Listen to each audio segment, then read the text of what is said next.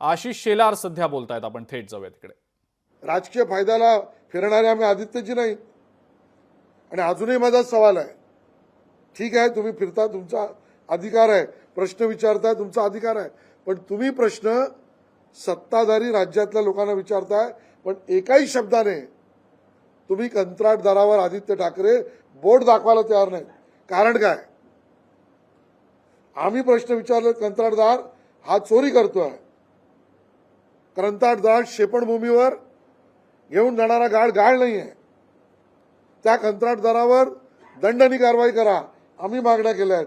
आदित्य ठाकरे आज सुद्धा कंत्राटदाराविरुद्ध बोलायला तयार नाहीत। ही कुठली युती आहे कंत्राटदाराबरोबर? आदित्यजी मुंबईकरांना सांगा।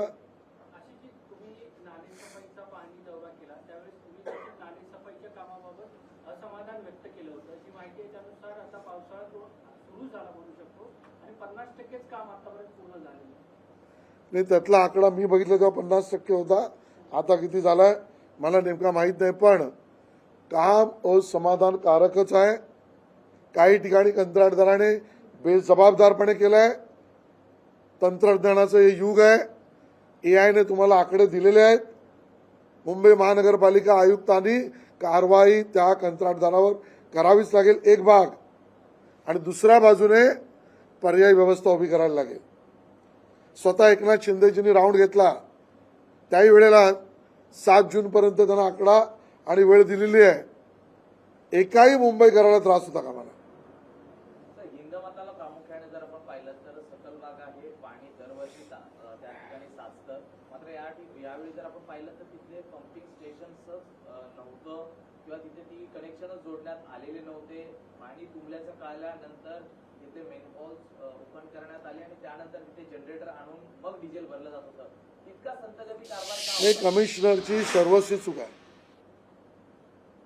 या पद्धतीने आयुक्त खालच्या अधिकाऱ्यांवर सर्व सोपून विदेशात जात असतील तर आयुक्तांनाही सवाल आहे, तुम्ही काय थेम्सच्या सीन नदीवर गेला होतात काय आदित्यजींनी उद्धवजींबरोबर?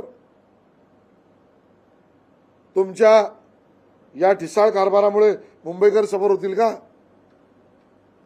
जागरूक प्रतिनिधी म्हणून आम्ही सर्व ठिकाणी पोहोचलो, आजही पाठपुरावा करतो।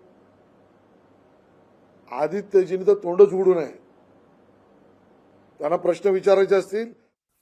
मंत्री आशिष शेलार बोलत होते। विरोधक सातत्याने टीका करतायत। खरं तर मुंबईमधल्या सध्याच्या पावसाच्या स्थितीनंतर उद्भवलेल्या परिस्थिती संदर्भात या सगळ्या टीकांना आशिष शेलार यांनी आता प्रत्युत्तर दिलेलं आहे। लोकशाही मराठी ऐका, पहा, जागरूक रहा।